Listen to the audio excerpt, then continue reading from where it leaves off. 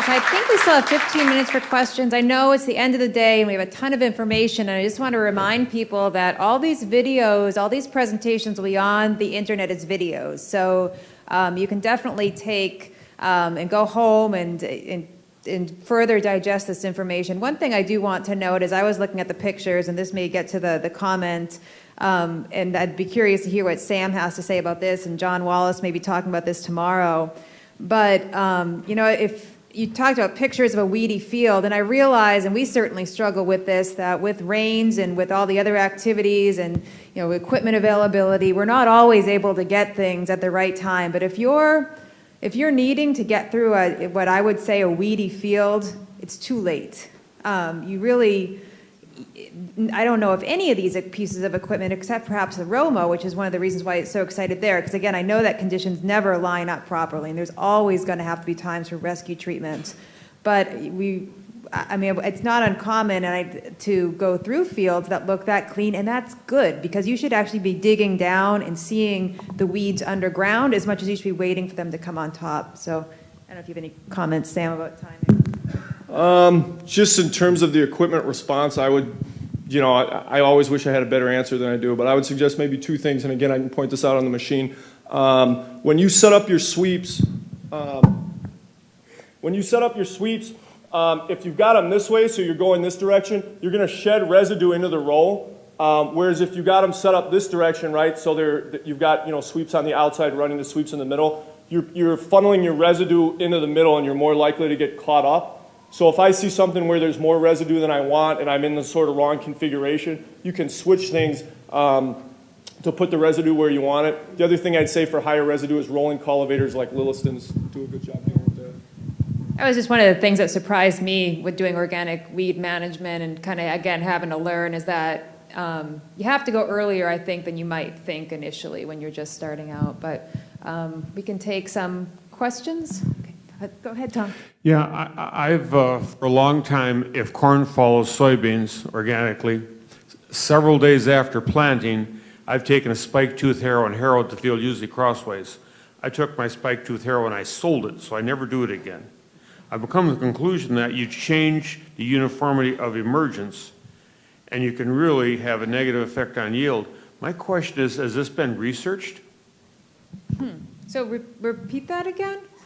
Has the effect of harrowing at about the emergence time can have an influence on uniformity of emergence? In the summer issue of the John Deere Furrow magazine, a research outfit in Cedar Falls, Iowa, they parked a trail camera in the field, and they took a picture of a corn row. And what they did is they took a picture every half of an hour, and they tracked the yield performance of individual plants. They found a perfect correlation. First stalk up, highest yield. Second stalk, second highest yield. Right down the line it goes to a stalk that emerged, plant that emerged 4 days later, which had half the yield of the first plant. So my concern is that we might improve weed control. In fact, I think I did, but I wonder if I don't do myself even more damage yet with making it inconsistency of emergence. Oh, that's interesting. I am not aware of any research that is looking at that. I don't know if there's any research more from the planting depth side of things where we can maybe, you know, look at. Brian's shaking his head yes. You need there we go. I think it's on now. Yeah, I believe from the planting depth and also emergence rate based on planter setup alone, but not from the I don't know if that's working, Brian, or you need to take it out. Sorry, is that better? That's better, Brian. Okay, yeah. So anyway, yeah, I don't know of any research off the top of my head based on the tillage treatments or furrow or harrowing, whatever, but I know from a planter depth and a planter setup, the emergence uniformity, you're correct, I believe, in saying that the quicker up, the better off you are. So I don't know of any research from that standpoint, but from a planner setup standpoint, there is something out there. If you're interested, just come holler at me. I can send it to you.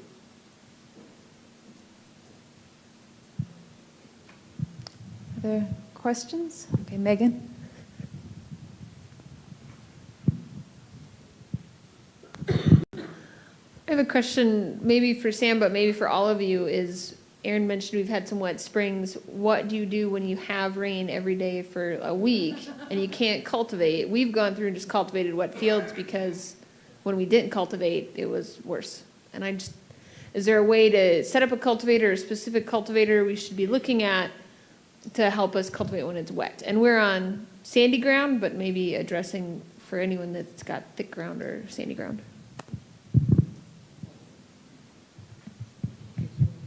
Yeah, that's been unfortunately a common question lately. I guess I don't have a magic bullet. The best thing I would say is the more shallowly you can cultivate, the better. So some of my favorite times being out in the field and having magical cultivation experiences is when the top half-inch of soil is perfect and below there is too wet from a rain. So for example, if you have tools that can only go, an inch, 2, 3 inches deep, a lot of times it'll be too wet there, but we know, right, the soil will dry out from the top first, so the shallowly that you're able to come through, the sooner you can get in there. So again, I wish I had a better answer, but that's something to look for.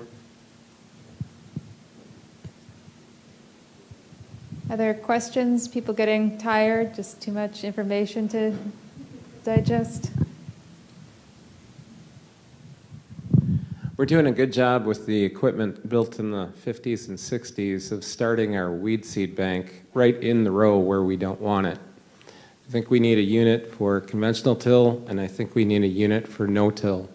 And we don't want any gauge wheels anymore starting, things like Foxtail and stuff like that. Do you think this industry will be able to step up to the plate?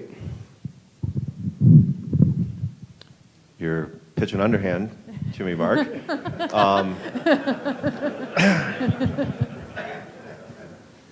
Yeah, I mean, when you look at our current products, I think we're at the end of the road for planters where they are. I don't know how much more stuff there is to automate, how much more technology there is to put on the same old thing, and I'm ready for a new challenge, and I've been actually working on something, which is, when people talk about the struggles, I tend to view these all as mechanical problems. So it's, okay, how do we, when we're aligned, and I'm gonna get there.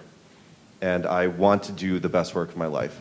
I'm 38, and I think I have maybe another 7 years that I can continue to sit in a chair and just grind the hours in front of a SolidWorks workstation, which is what it really comes down to. And no, but I want to make a new planter that makes you hear music when you look at it,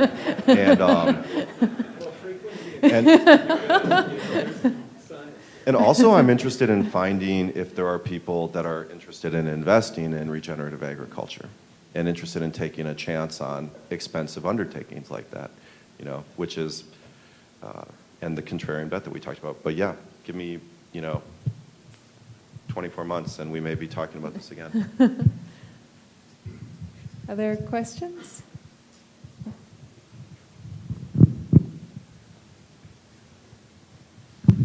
Joe, I think I saw on your last slide or second to last one about narrow gauge wheels. Could you expand on that? Narrow gauge wheels are almost always better. There's a very limited range of clients. So we have some customers in Australia that use these planters with the 3-bushel hoppers, and they work the heck out of the ground for this cotton production. If we just think about it, let's talk about numbers, okay? The uplift question, because we do offer uplift systems too. A typical Deere XP-ish planter row unit, has an unsprung weight of around 150 pounds. And if you stick a scale under it, all right? And so, most central fill planters, you've got 150 pounds of gravity to work with. The springs on the closing wheel will take somewhere between 0 and 50 pounds, okay? So depending on how hard you're applying the spring on the closing wheels, you've given up 25-ish, 30 pounds of that 150 pounds, okay? So now you're down to 120. Then you talk about the forward motion of the planter row unit.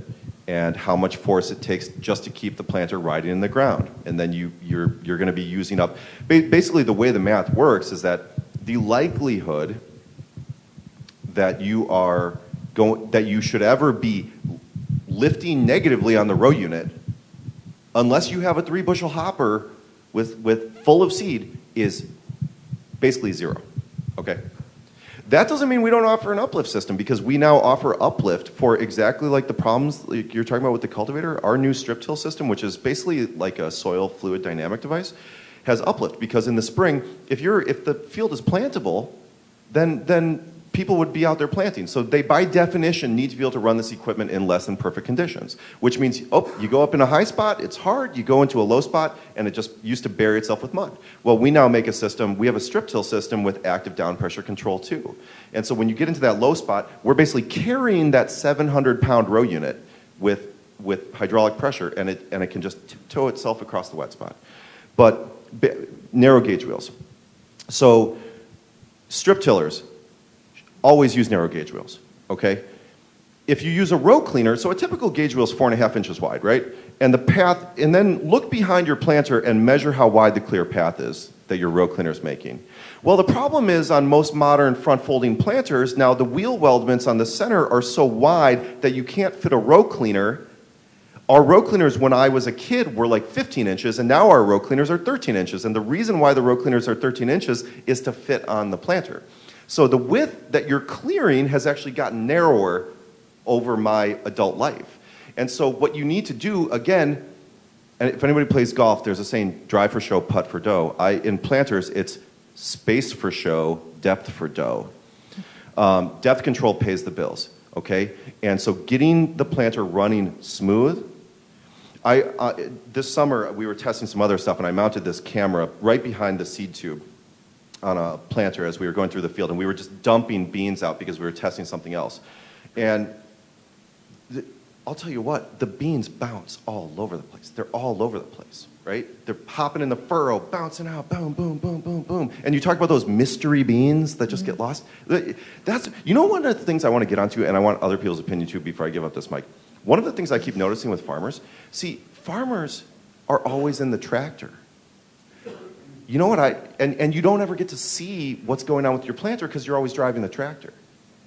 I think I love my job because I'm always behind, and that's probably why you get to do your job, is because you're walking behind instead of being in the tractor. I would say get out of the tractor, let someone else drive the tractor, and look behind and look at what it's actually doing.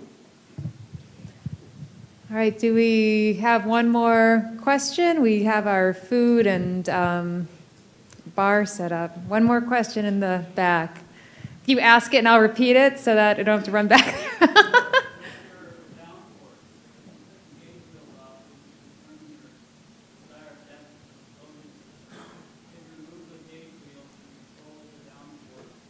Oh, Leah has them. I'm sorry. I didn't realize Leah was back there with the microphone. So somebody already asked me this today, which is, could you completely remove the gauge wheels from the planter?